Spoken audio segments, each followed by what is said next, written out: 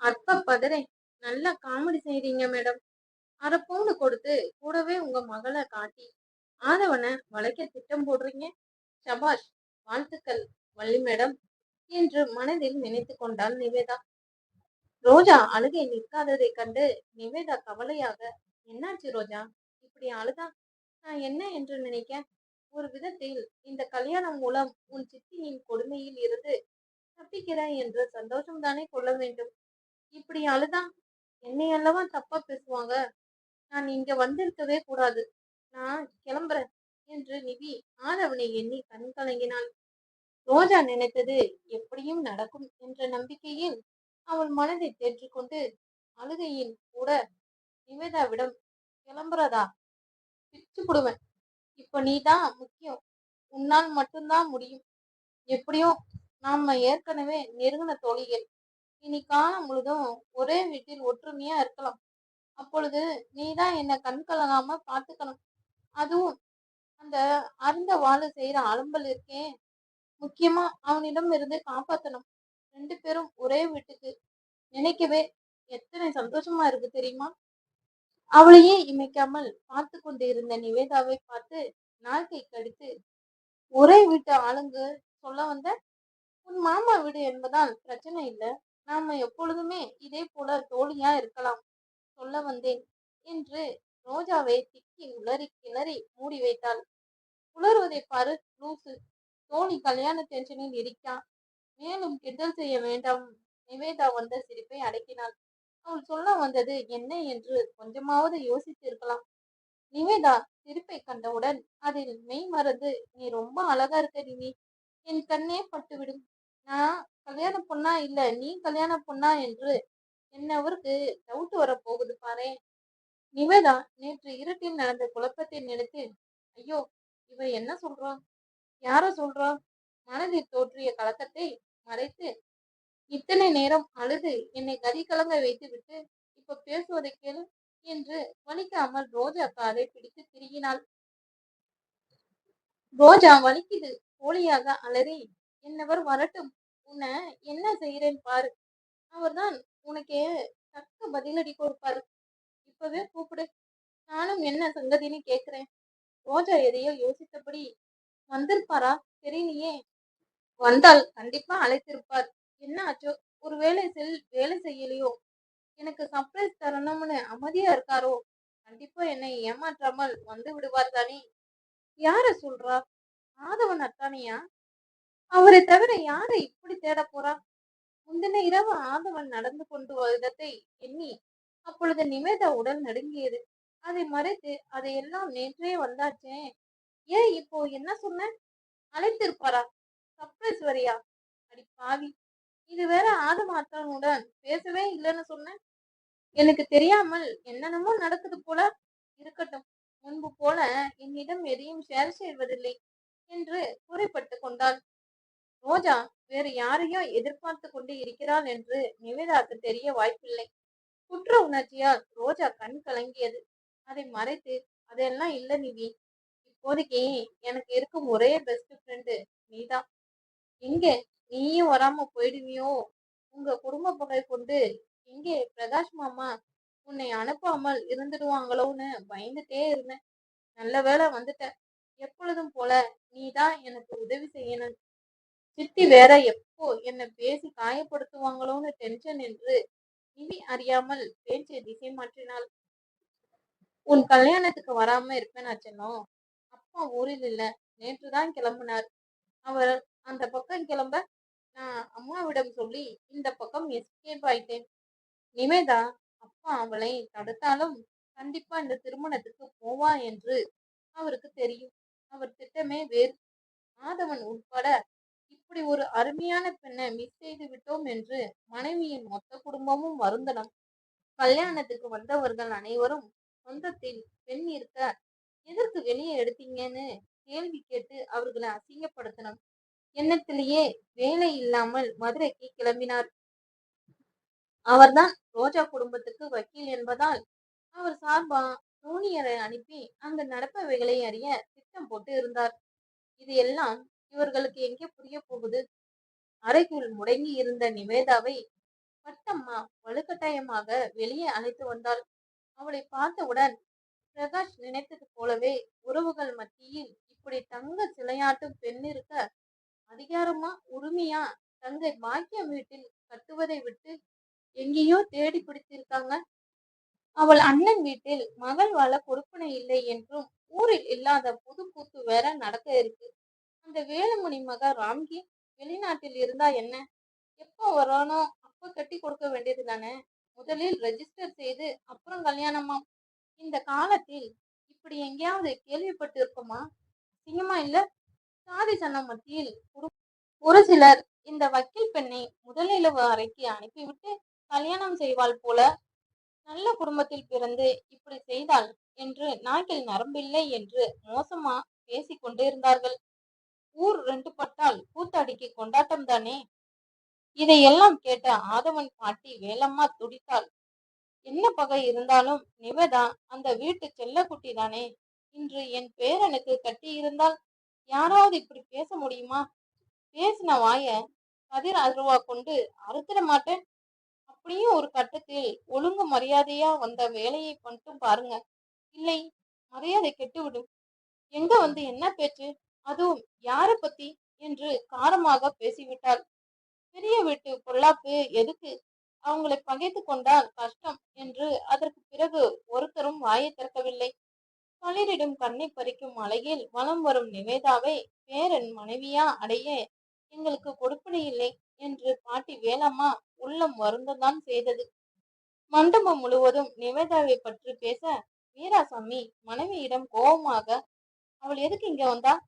அவ அப்பம் போல சண்டை போட வந்தாளா? முதலில் கிளம்ப சொல்லு. பெண் மூலமா குடும்பத்தில் ஒட்டிக்க திட்டம் போடுறானா? அது எல்லாம் இங்க வேலைக்கு ஆகாது என்று குதிக்க ஆரம்பித்தார். யாரோ பட்டம்மாவை அழைக்க நகர்ந்தார். அவர் கோபத்தை கண்ட வேலம்மா பாட்டி தெளிவாக, என் வீட்டு மகாலட்சுமிய இங்கு யார் வேண்டாம்னு சொல்வது? அவளுக்கு இங்க இடம் இல்லை என்றால் நான் இப்பவே கிளம்புறேன். உன் மகனையா கல்யாணம் செய்ய வந்திருக்கா? அப்படி வந்து இருந்தா தானே என்ன உரிமை இருக்கே என்று கோபமானதும் அவர் கடுப்பாக, உரிமை அது இது என்று என் மகன் தப்பி தவறி அவளை கல்யாணம் செய்தா அப்புறம் அவன் எனக்கு மகனும் இல்ல, நான் அப்பனும் இல்ல, செத்து போயிட்டான்னு நினைச்சுக்கிறேன். இல்ல எனக்கு காரியம் செய்துட்டு அப்புறம் தாலி கட்டட்டும் என்று வீராசாமி ருத்ர தாண்டவம் ஆடினார். ஐயா சாமி, நல்ல நாள் அதுமா என்ன பேச்சு பேசுற? நான் பேசுனது தப்புதான் ஐயா, மன்னிச்சிடு ராசு. இந்த கூறு கெட்ட ஆத்தா விவரம் இல்லாம தெரியாம பேசிட்டேன் என்று தாய் உள்ளம் பதறியது. வீராசாமி பேசினது அவருக்கே அதிகமாக தெரிந்ததால் வாயை மூடிக்கொண்டார். வீராசாமி ஊருக்கே அரசனானாலும் தாய் சொல்லை தட்டாத பிள்ளை.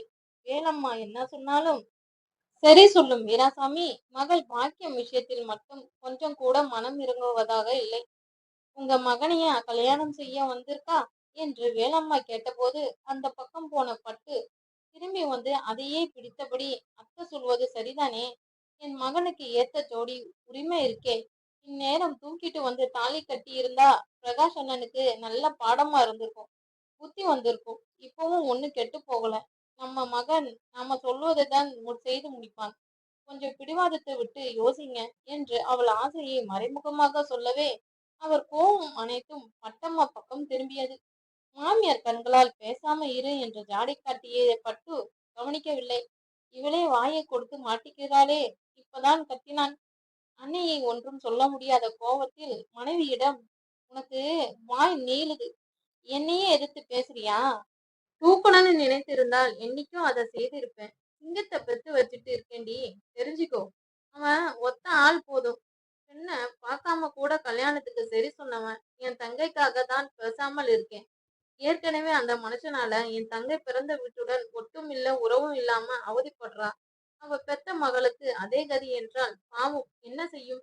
முதலில் அந்த பெண்ணை வெளியே அனுப்பு. உங்களுக்கு எல்லாம் எத்தனை தடவை சொல்வது? உறவு முறிந்தது முறிந்ததுதான். சபையில் அந்த பிரகாஷ் என் காலில் விழுந்து மன்னிப்பு கேட்டா கூட ஒத்துக்க மாட்டேன். இப்பொழுது தங்கைக்காக தானே பார்க்கிறான். அதை என் அந்த பிரகாஷ் புரிந்து கொள்ள மாட்டேங்கிறான். வேலம்மா வருத்தம் அடைந்தார். பட்டம்மா தெளிவாக, என் மருமக நிவேதாவை நான் அனுப்ப முடியாது. உங்க மருமக ரோஜா தோழியா வந்திருக்கான். அந்த பெண்ணிற்கு இருக்கும் ஒரே ஆதரவு நிவிதான். அவங்க பாட்டி சொல்லி இருக்காங்க. முடிந்தால் நீங்களே அவளை வெளியே போக சொல்லிடுங்க என்று மனைவி எதிர்வாதம் செய்யவே அமைதியானார். நிவேதாவை பார்த்த பின்பு வீட்டில் உள்ள அனைவருக்கும் இதுவரை மகளை கண்ணில் காட்டாத பிரகாஷ் எப்படி அவர்கள் வீட்டு திருமணத்துக்கு அனுப்ப சம்மதித்தான்னு குழப்பம்.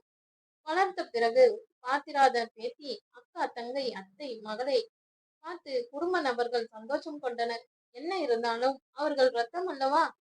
அந்த வீட்டில் உள்ளவர்கள் என்னதான் அவளிடம் ஆவலாக, பிரியமாக, ஆர்வமாக பேசினாலும் நிவேதா பட்டும் படாமல் தான் வலையே வந்தாள். இத்தனை நாள் இந்த உறவு எல்லாம் எங்கே போனது என்று நிவே மனம் கேள்வியே அவளை அப்படி செய்ய சொல்லி தூண்டியது. அது போக ஆதவனை நினைக்க கொஞ்சம் கலக்கமாகவே இருந்தது. நேற்று நடந்ததை எண்ணி அவளுக்கு அப்பொழுது உதறல் எடுத்தது. என்ன நினைத்து அப்படி செய்தாள்? அங்க இருந்து எப்படி எஸ்கேப் ஆக முளைத்து கொண்டே இருந்தாள். மணப்பெண்ணை அழைத்து வாங்கோ. குரல் வர விஷ்ணு சொன்னபடி கண்டிப்பா வந்திருப்பான் என்று ரோஜா தைரியத்தை வரவழைத்து மணமேடை நோக்கி சென்றாள்.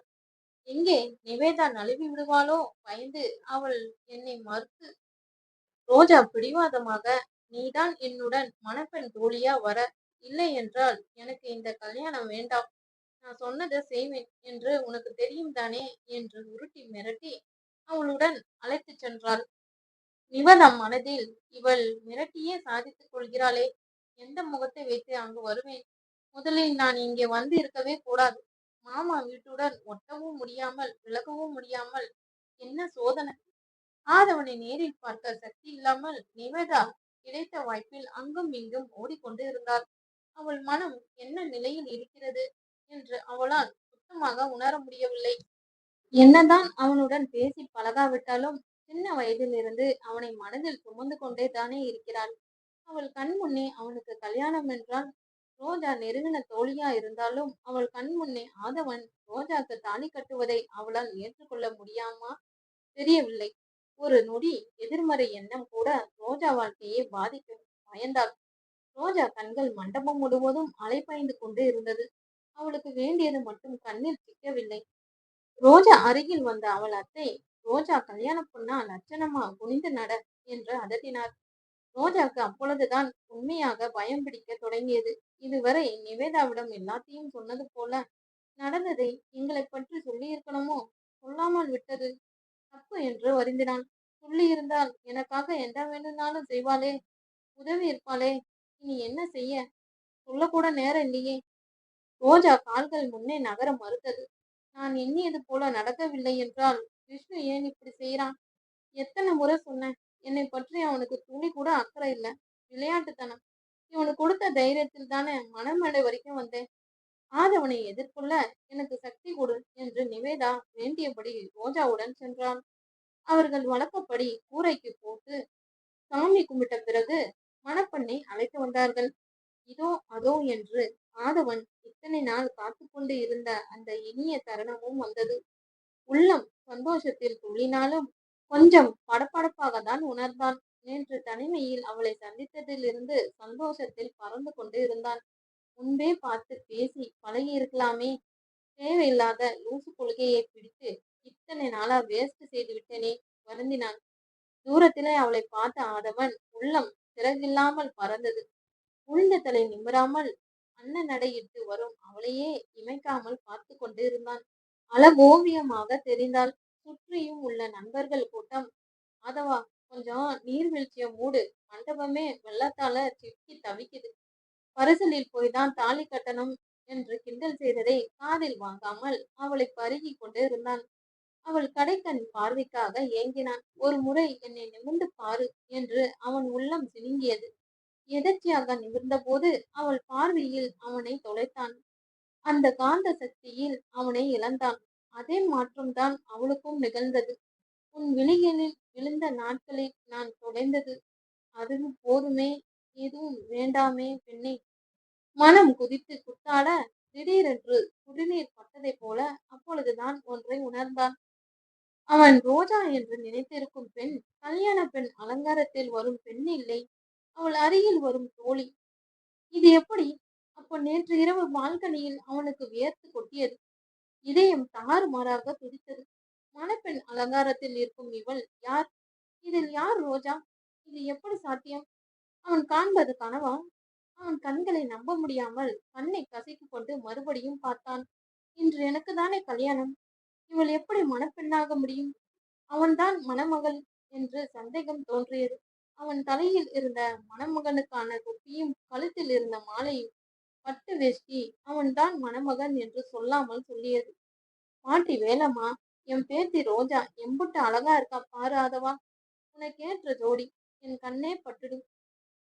பாட்டி சொன்னதை கேட்காமல் ரோஜாவியை வெறித்த வண்ணம் இருக்கையில், என்ன பேராண்டி, திறந்த வாய் மூடாம பார்த்து கொண்டே நிக்கிற? விட்டா இப்பவே தூக்கிட்டு போயிடுவ போல இருக்கு. பார்த்துடா, நாங்க எல்லாம் இருக்க இங்கதான் இருக்கோம். அவன் முறைப்பை கண்டு வெக்கத்தை பாரேன் என்றவுடன் கொதிநிலைக்கு சென்றான். நான் முறைப்பது இதுக்கு வெக்கப்படுவது போல இருக்கா? நொல்ல கண்ணா இருக்கும் போல. எரிச்சல் அடைந்தான்.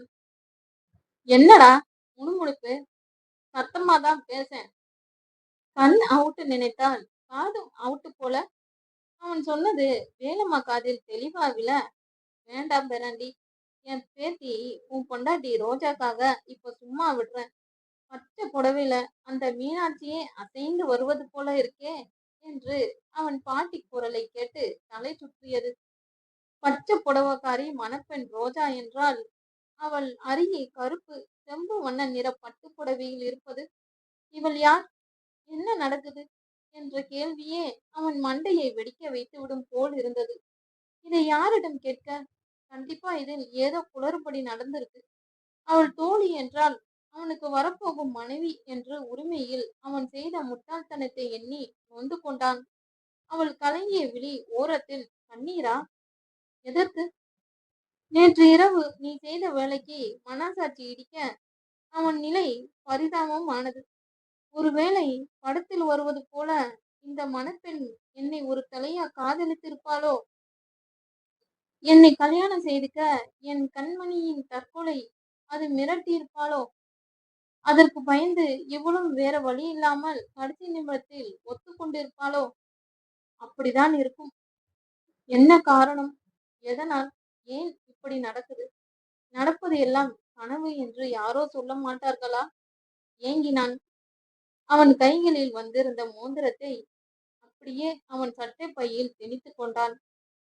நான் தான் மாற்றி புரிந்து கொண்டேனா? இவர்கள் அனுப்பின புகைப்படத்தில் இந்த தோழிதான் இருந்தாள். இவள் என் கண்மணிதானே? மணப்பெண்ணுடன் இவனை நோக்கி வருபவளை உத்து உத்து பார்த்தான். மறக்கக்கூடிய முகமா? இத்தனை நாளா கனவில் குடும்பம் நடத்தின எனக்கு இந்த முகம் கூட தெரியாதா என்ன? எப்படி எப்படி? இவள் பேர் என்ன? ஆதவன் கொஞ்சம் யோசித்தவுடன் அவனுக்கு அனுப்பின புகைப்படத்தில் அவளை தவிர அவுட் ஆஃப் போகஸில் வேற ஒரு பொண்ணும் இருந்தாளே, அதுதான் இந்த ரோஜாவா? அப்படித்தான் இருக்க வேண்டும். என்ன யோசித்தும் அந்த பெண்ணின் முகம் நினைவிற்கு வரவில்லை.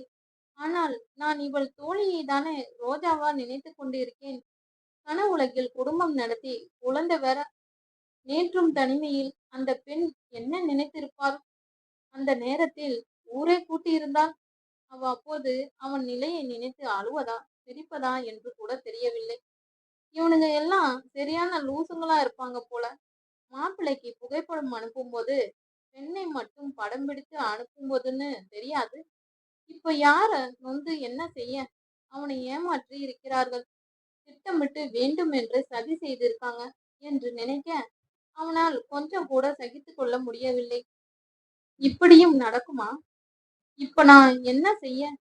மனைவியா கற்பனை செய்து குடும்பம் நடத்தின பெண்ணிற்கு தாலி கட்டுவதா? இல்லை, மனக்கோலத்தில் என் முன் வரும் பெண்ணிற்கு தாலி கட்டுவதா? அவள் தோழிக்கு தாலி கட்டினால் நான் ரோஜாக்கு துரோகம் செய்வது போல் ஆகாதா? மணப்பெண் ரோஜாக்கு கட்டினால் என் மனசாட்சிக்கு துரோகம் செய்தது போல் ஆகாதா? வண்டாக புடையும் கேள்வியே அவனை சோர்வடைய செய்தது. மணப்பெண் ரோஜா இவனை நிமிர்ந்து கூட பார்க்கவில்லை. ஆதவன் பெரியம்மா கல்யாணி வைர நெக்லஸை போட்டபடி, அம்மாடி ரோஜா, என் மகனை கொஞ்சம் நிமிர்ந்துதான் பாரேன் என்ற குரலுக்கு கூட நிமிரவில்லை. ரோஜா குனிந்த தலை நிமிராமல் இருப்பதை பார்த்து அனைவரும் வெட்கம் என்று நினைத்திருக்க அவள் அழுது கொண்டு இருந்தாள். அவள் செய்த மடத்தனத்தை எண்ணி நொந்து கொண்டாள். அங்கு நடப்பவைகள் அனைத்தும் ரோஜா நினைத்து பார்க்காத ஒன்று. நடப்பதை எப்படி தடுப்பது? நிறுத்த மறக்காம சேனலை சப்ஸ்கிரைப் பண்ணிட்டு லைக் போட்டு விடுங்க ஃப்ரெண்ட்ஸ்.